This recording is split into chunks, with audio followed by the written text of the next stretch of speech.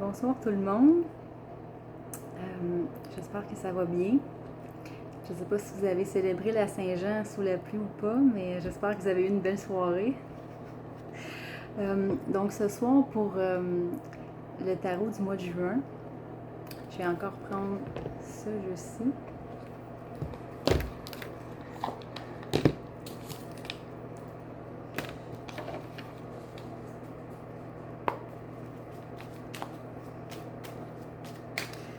Ça se peut qu'on entende mon ventilateur parce que c'est très humide. Donc ça ne devrait pas déranger pour le son. De toute façon, c'est le message qui compte, mais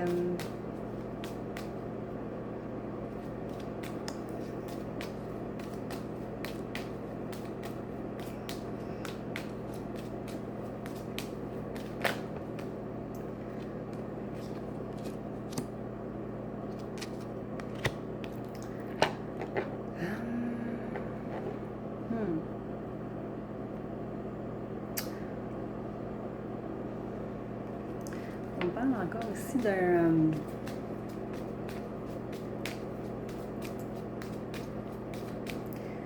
mouvement qui irait ou un comportement qui irait à l'encontre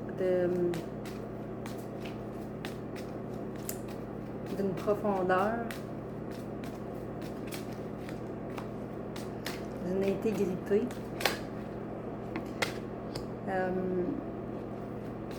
Mais on informe les gens qu'il y a toujours un choix de vouloir transformer une mauvaise expérience en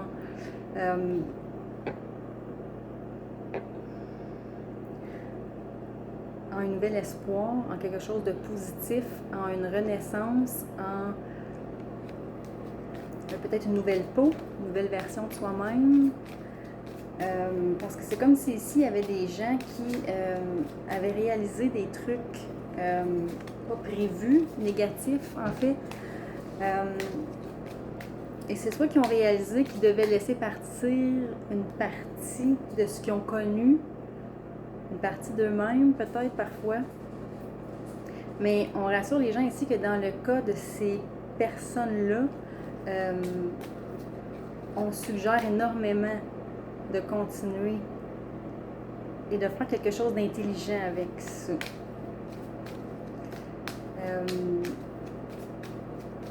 De faire confiance. Tu sais, c'est un peu comme dit, on perd parfois. C'est vrai qu'on parle de mort physique, je sais qu'on ne peut pas remplacer le corps d'une personne, mais ici, on parle vraiment de se donner le droit de dire nouveau cycle ou se donner le droit de dire nouvelle phase, se donner le droit même de développer une spiritualité si nécessaire, de se nettoyer l'esprit. Parce que je pense que ça a été soit un coup assez... ça a été soit un choc ou un coup assez lourd, particulier, difficile. Et on suggère grandement de s'ouvrir aux affirmations positives, à la prière, aux demandes. Je sais que parfois ça fait un peu bizarre au début. C'est pour ça parfois je peux suggérer le Reiki, ou je peux suggérer de faire des affirmations positives. Parfois aussi, je ne sais pas si certaines personnes ont déjà entendu parler de la thérapie du miroir, d'écrire certaines phrases affirmatives, positives de ce qu'on aimerait sans se mentir. Sur certains côtés de soi ou sur les rêves qu'on a, des projets qu'on a, les types de comportements qu'on a, qu'on veut plus ou qu'on veut nourrir.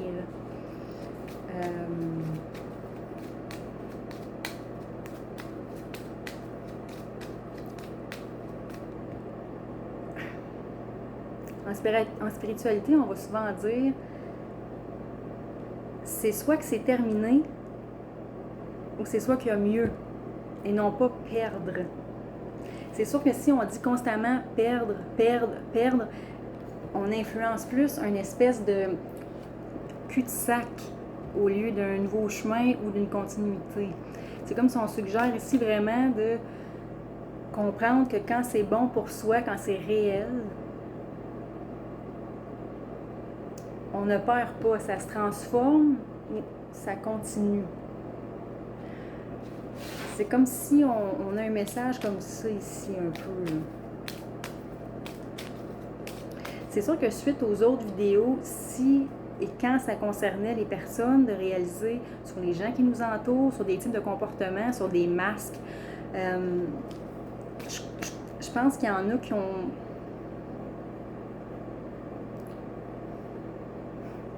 compris vraiment l'importance de faire du ménage, pas seulement extérieurement, mais aussi dans ses relations et envers soi-même à l'occasion. Un peu comme qu'on changerait de linge, il y a des pensées parfois qui sont correctes de garder éternellement, mais il y en a d'autres parfois que ça vaut la joie et ou la peine d'en être conscient.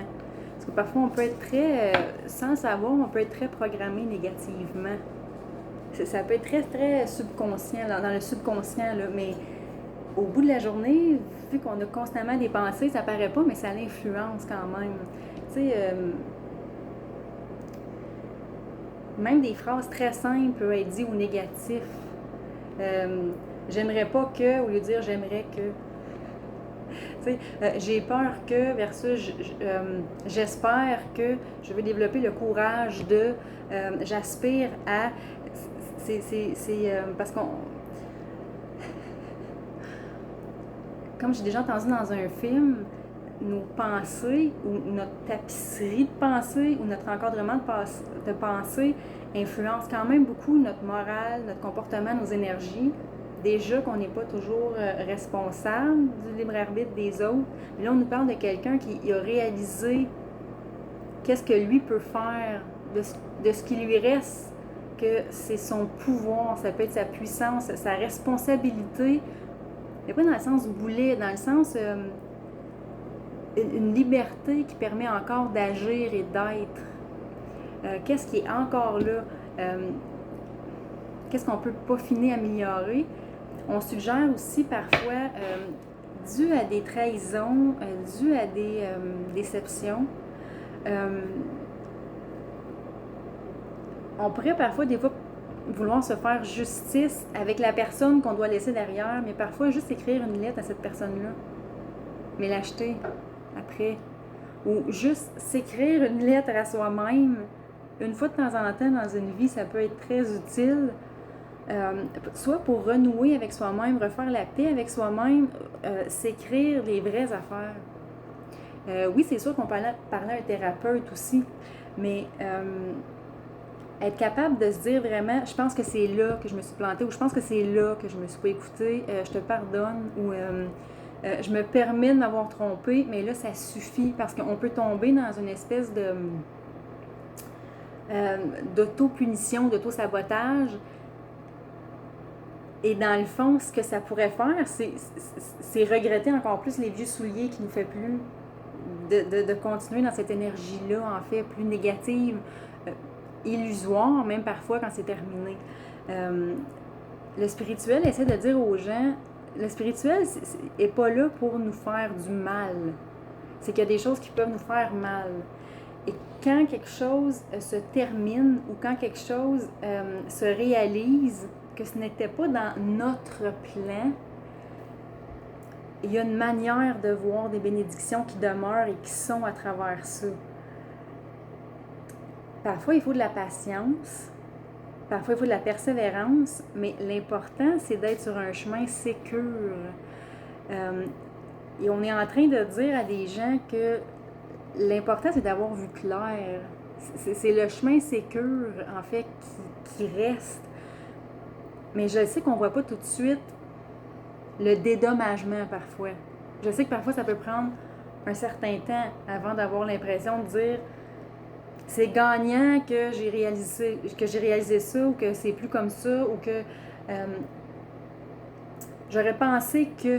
Mais si on garde espoir, si on choisit encore la vie et non pas ce qui nous a déçus, parce que la vie est encore là. Si on choisit encore la vie, si certains sont plus à l'aise d'appeler ça simplement comme ça que le spirituel, on peut être surpris que ça peut venir vers soi finalement la solution. Même parfois apparaître d'elle-même. Je sais que c'est facile à dire si quelqu'un écoute la vidéo et que c'est pas encore arrivé. Mais juste le fait de choisir la vie et non pas une illusion ou quelque chose de terminé, c'est déjà participer beaucoup plus qu'on pense à ce qu'on espère au fond, à ce qui nous allume en tant qu'être humain. Parce que c'est normal dans une vie que parfois il y a des choses qui ne demeureront pas.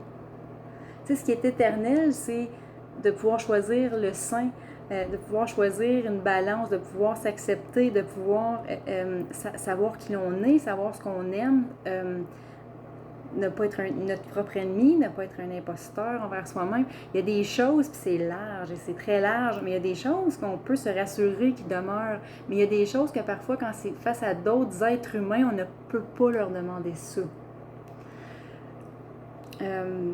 C'est important de le comprendre qu'on peut pas faire ça.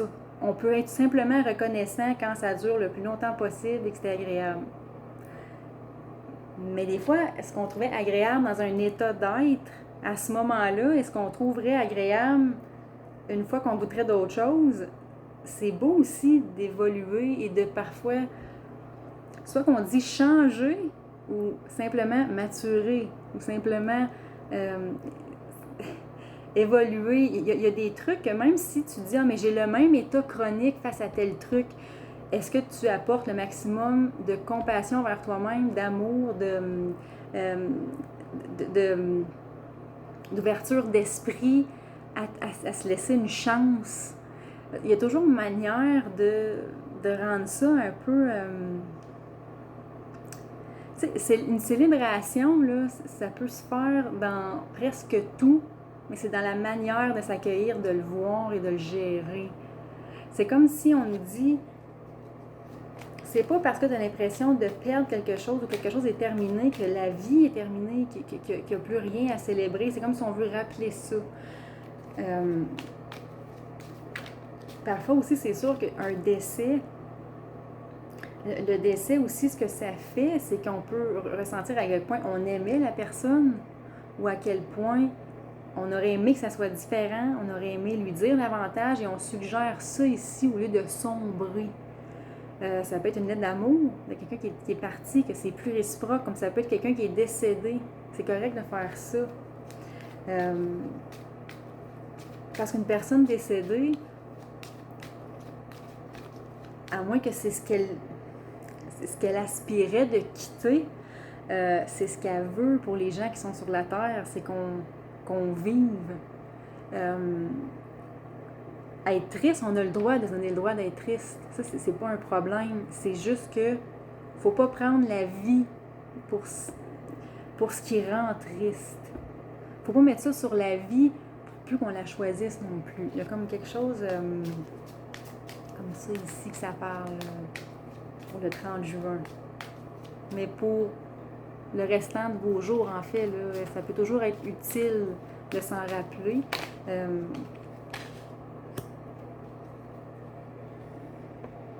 Oui, c'est ça aussi face à des gens parfois qui peuvent quitter notre vie ou c'est à notre tour de partir. On n'est pas obligé d'attendre que l'autre le fasse non plus quand c'est quelque chose qui commence à nous rendre mal ou on a l'impression qu'on a une vie en parallèle ou ça peut arriver. C'est un sentiment assez particulier. C'est correct de choisir, de risquer, de continuer, même face à des chemins inconnus ou à des risques. Mais c'est sûr que quand c'est quelqu'un qui est décédé, c'est correct de oser même vouloir garder quand même un contact, si on veut, même spirituel, d'esprit à esprit. Un certain temps au besoin ou sinon de simplement continuer d'envoyer de l'amour. Parce que souvent, c'est ce qui peut nous rassurer aussi de savoir qu'on peut encore aimer la personne. Parfois, ça peut être des cas aussi où c'est dû à des gens où est-ce qu'on est né, des gens avec qui on a créé une famille, puis que parfois, l'état d'énergie, l'état d'être qu'on était plus jeune et l'état qu'on est rendu maintenant avec des nouvelles informations, c'est comme si tu es la même personne, mais tu n'es plus la même personne en même temps. L'important, c'est de rester loyal envers soi-même, simplement. C'est pas une trahison de se choisir parce que tout part de soi de façon saine et en même temps, ça pourrait être un mensonge de rester si dans le fond, on se sent ailleurs. Ça me fait penser un peu au film aussi, Le Grand Départ. Il est dans la maison, mais il n'est plus là. Il est là, mais il n'est pas là. Mais ça peut se passer aussi dans plein d'autres branches de vie. Là. Ça peut être aussi même au travail, une nouvelle façon de travailler, une nouvelle façon de partager. Mais on suggère ici de ne pas avoir peur. De reconnaître aussi quand c'est malveillant, quand c'est malsain, quand c'est toxique, quand que ça va à l'encontre de... Parce que souvent, quelque chose qui n'est pas fait pour nous, dès qu'on a une joie de vivre, dès qu'on a une bonne humeur, dès qu'on a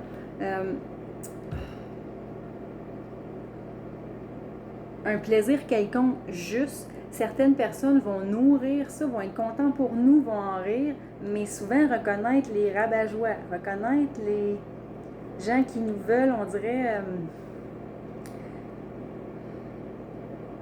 être terre à terre, c'est bon, mais quand on veut juste qu'on voit ça, de juste être trop terre à terre, c'est comme trop sérieux, c'est que si tu es entouré de gens parfois qui te veulent trop sérieux, tu risques après ça de vouloir avoir besoin de trop de d'autres choses dans l'autre sens.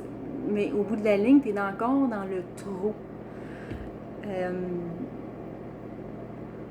C'est sûr aussi, on nous parle aussi de gens qui pratiquent des trucs, des gens qui veulent jouer sur l'énergie, en fait.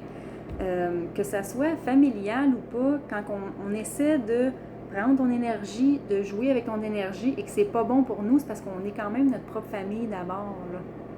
Tu sais, c'est avec soi qu'on est, c'est avec soi qu'on meurt aussi. Il y a un sainement égocentrique à nourrir. Parce qu'en quelque part, c'est la façon de penser le plus universelle de prendre ce chemin-là. Parce que c'est un peu, exemple, quelqu'un qui serait forcé d'être garde-malade, quelqu'un pourrait dire, exemple, ben si tu fais pas un travail où tu aides les autres de cette façon-là, je trouve ça égoïste. Mais en même temps, si tu vas travailler comme infirmière et c'est à contre-cœur, moi, je pourrais dire, mais c'est bien plus égoïste pour les patients que l'infirmière qui les soigne n'a pas envie d'être là, aime pas ça. Il y a comme quelque chose où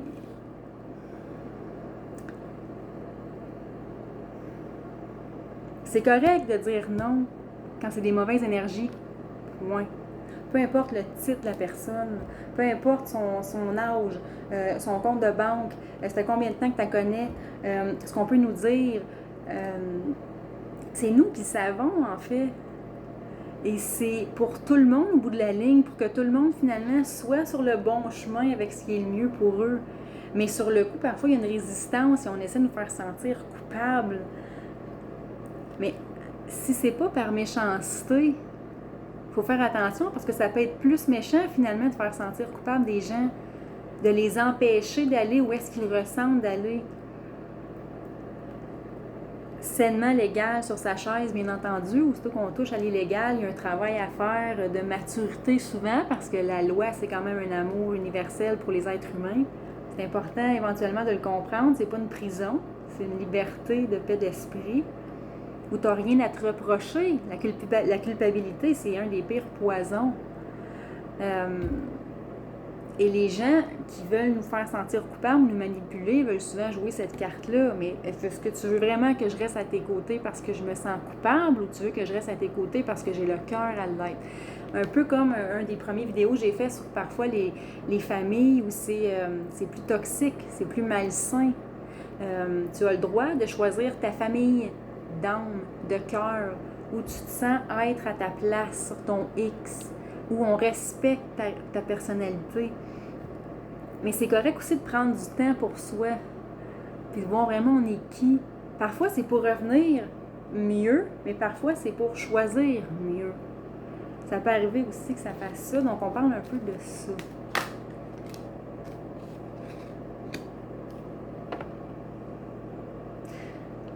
Parce qu'une fois qu'on fait ce ménage-là, après, on est plus en mesure de reconnaître les types d'énergie qui viennent vers nous. Tu sais, c'est pas parce que quelqu'un vient vers nous qu'on est obligé de dire oui. Mais si on ne s'apporte pas l'amour et l'amour nécessaire, on va peut-être être porté à dire oui à n'importe quoi, ou à dire oui simplement parce que la personne est là, ou à dire oui simplement parce que quelqu'un a l'air à nous donner de l'intérêt.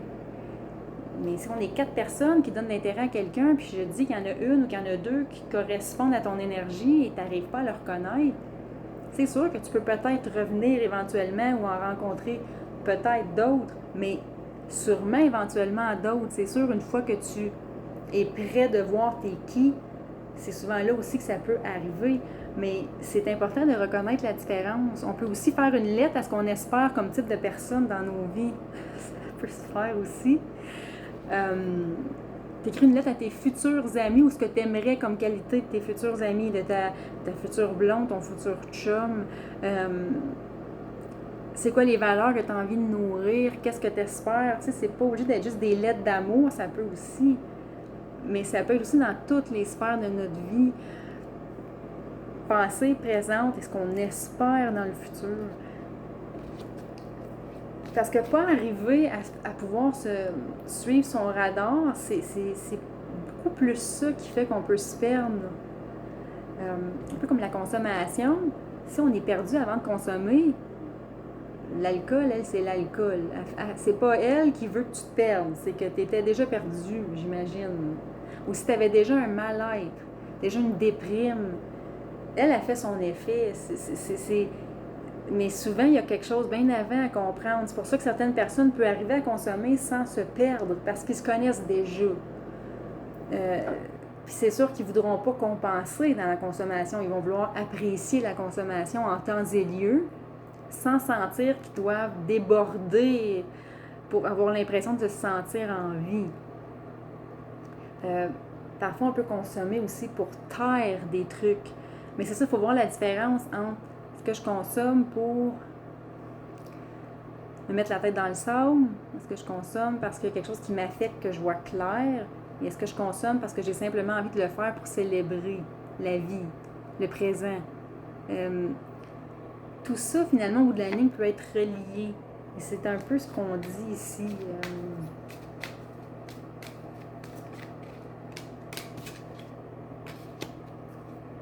Oui, c'est que c'est ça, c'est que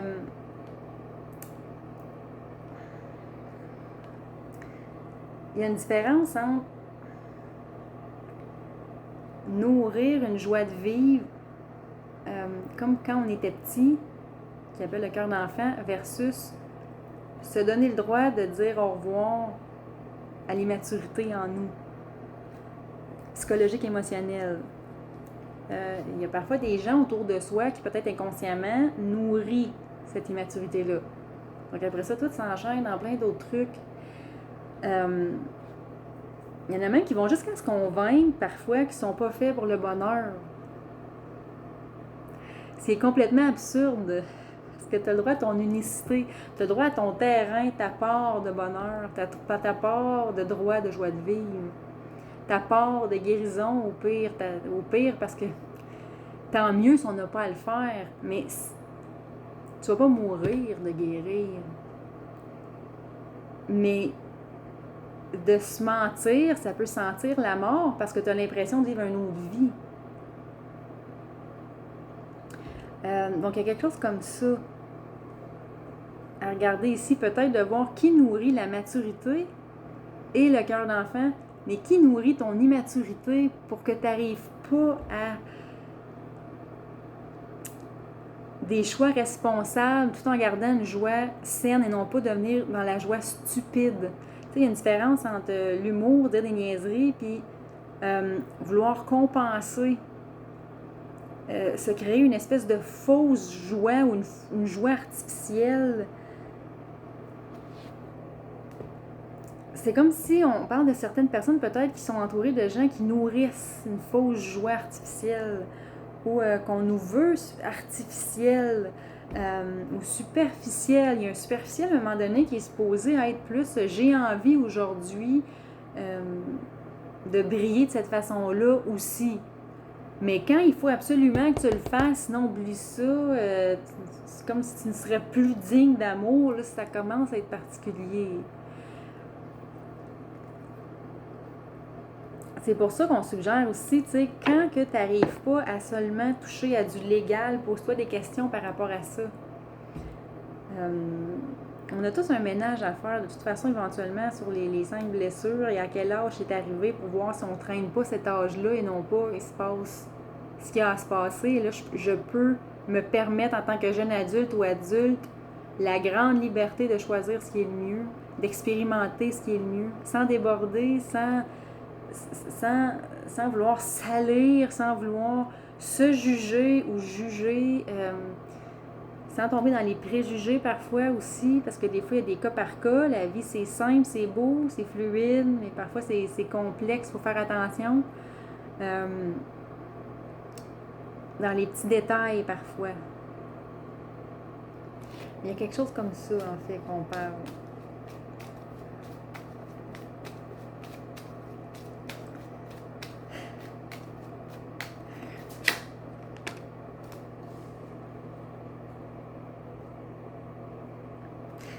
Ouais, c'est un peu comme, c'est sûr aussi, il faut... je sais quand c'est nouveau, tu sais, même dans un... Je donne beaucoup d'exemples de films, là, mais même dans le film 28 jours avec Sandra Bullock, le titre c'est 28 jours parce que ça prend à peu près un mois à s'habituer à un changement, à un nouveau mode de vie. Mais si on ne se permet pas ce temps-là et qu'on fait juste dire « Ah, c'est nouveau, c'est bizarre, ça me fait juste bizarre », même si dans le fond tu le sais que c'est bon pour toi ou dans le fond, tu n'as pas plus envie de revenir en arrière. Là. Mais c'est correct de se laisser ce temps-là.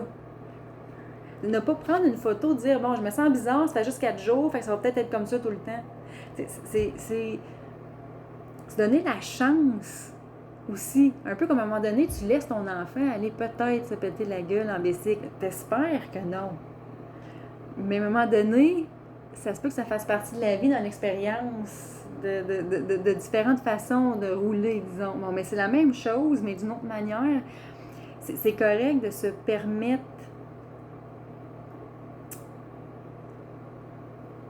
comment je vais dire ça, un inconfort, mais seulement temporaire pour un meilleur confort. On parle parce que je sais que parfois les gens peuvent nous faire sentir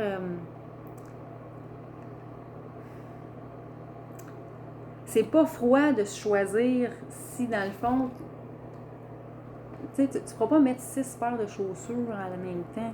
S'il y en a qui te disent que tu es froid, de ne pas être capable de le faire, à un moment donné, il va falloir se choisir, en fait. C'est plus ça. C'est de s'attendre aussi que parfois que quand on quitte ou quand on change ou quand on prend un nouveau chemin, on peut avoir l'impression au début que ça fait un peu bizarre, soit qu'on sent ça un peu froid vu qu'on n'est pas habitué, on ne s'est pas encore créé une aisance dans la nouveauté, où on pourrait vouloir nous faire sentir que certaines personnes nous trouvent froid après des réalisations. Mais c'est pas qu'on veut être froid, c'est pas qu'on veut ça, c'est juste que c'est rendu différent. C'est la différence que la personne sent. Et non pas nécessairement un vouloir de méchanceté ou de froideur. C'est comme s'il y a des gens qui avaient réalisé des trucs. Là, on parlait un peu des conséquences, mais quoi en faire? Ou ont vécu des trucs qui ont brassé beaucoup.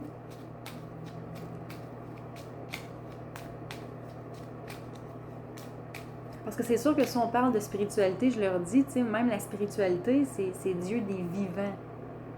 Lui, son but, c'est de travailler sur toi quand tu choisis la vie. Quand tu choisis ce qui nourrit la vie en toi. Il dit, il faut de la patience parfois. Ça ne veut pas dire que tu es en train de te perdre ou de reculer parce que ça n'arrive pas tout de suite. Mais c'est pour ça qu'il y en a qui font des complots et des mensonges, parce qu'en apparence, on dirait que ça arrive tout de suite. Ouais, mais c'est pas le même fruit du tout, c'est un fruit vide, c'est un fruit d'apparence. Donc on parle aussi de ça, aussi de faire attention un peu à ça.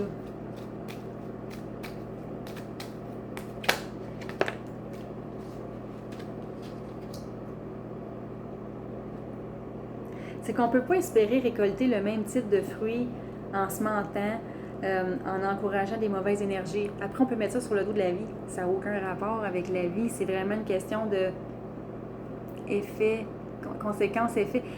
Cause-effet, en fait, c'est correct aussi sur le coup de réaliser que, bon, j'ai peut-être plus 100 amis, j'en ai 3, mais avec ces 3-là, c'est payant de plein de façons. Quand je dis payant, je ne parle pas d'argent nécessairement, bien entendu, mais c'est correct de se donner le droit que ça pousse la nouvelle récolte par rapport à une décision, faire du ménage. Parce que dès qu'on se retrouve avec des gens qui nous influencent au contraire du meilleur de nous, de ce qu'on aimerait ou de ce qu'on ressent, peu importe ce qu'on nous dit ou qu'on nous manipule, c'est comme si on n'est pas dans le bon champ pour récolter en partant. Donc, c'est pas la vie qui est décevante, puis là, on a l'impression que ça nous en rajoute. Parfois, c'est mieux sur le coup. En apparence, peut-être on a moins sur le coup, mais éventuellement, il faut persévérer, puis se donner le droit qu'éventuellement des nouveaux outils pop à notre esprit, ou un livre, ou un commentaire, ou une rencontre, ou on ne sait jamais, après qu'on s'ouvre à la vie nous répond. Mais c'est comme si parfois on a mis sur la vie des trucs qu'il ne fallait pas, ou sur des gens, on leur a trop donné d'importance, ou même on leur a mis carrément la vie sur leurs épaules. Après ça, on pourrait avoir peur de récolter par nous-mêmes, ce qui pourrait devenir aussi malsain.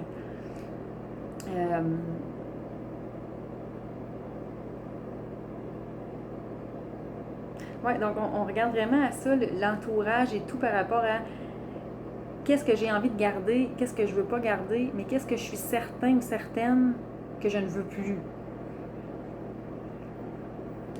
Et se donner la chance d'essayer de voir, bon, ben si je m'éloigne de cette personne-là ou de ce type de projet-là ou de ce comportement-là un certain temps, prendre en note, écrire comment on se sent.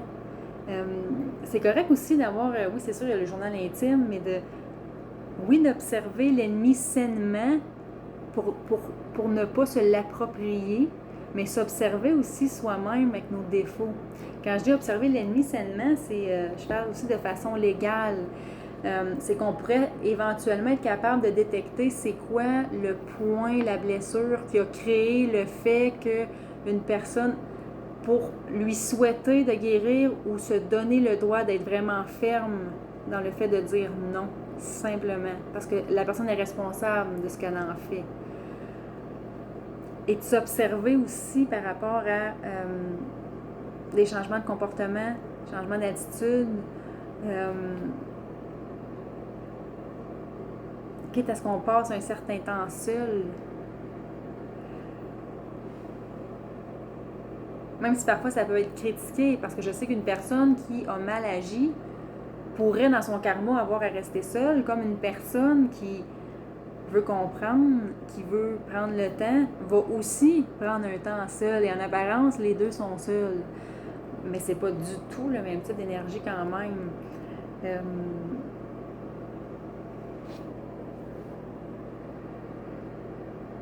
Ouais, je pense que ça va être ça pour ce soir. Mais je vous souhaite des bonnes récoltes, je vous souhaite des bons risques, je vous souhaite que vous compreniez que je le sais que dans certains cas, le temps, c'est le temps, c'est telle heure, telle date, c'est dans tant de temps, mais il y a un autre type de temps que c'est correct de se dire que le temps est sur notre bord, est sur notre côté. De laisser le temps de pousser, même si on essaie de comparer parfois que la récolte de l'autre est-tu avant la tienne, puis est-ce qu'il y en a... Tu as le droit de te donner la chance d'attendre parfois et de patienter pour que tu aies l'impression que ça soit un cadeau que tu t'offres quand tu agis. Et non pas, à comparer à l'autre, c'est pas la même affaire, bon ben je suis aussi bien de... Ouais, mais ça c'est avec la taille souvent, c'est vraiment... L'autre, c'est l'autre avec son cheminement, puis nous, c'est où est-ce qu'on est rendu avec nos risques. Je sais qu'il y a beaucoup de comparaisons parfois, puis ça peut être plus payant d'attendre parfois que de courir.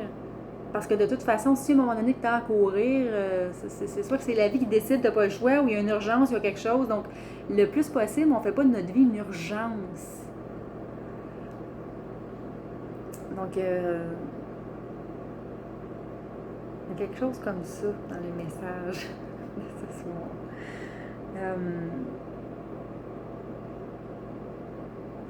Je vous souhaite des gens qui vous correspondent, des gens qui vous tirent vers le haut, des gens avec qui c'est fructueux, des gens avec qui c'est bon de vieillir.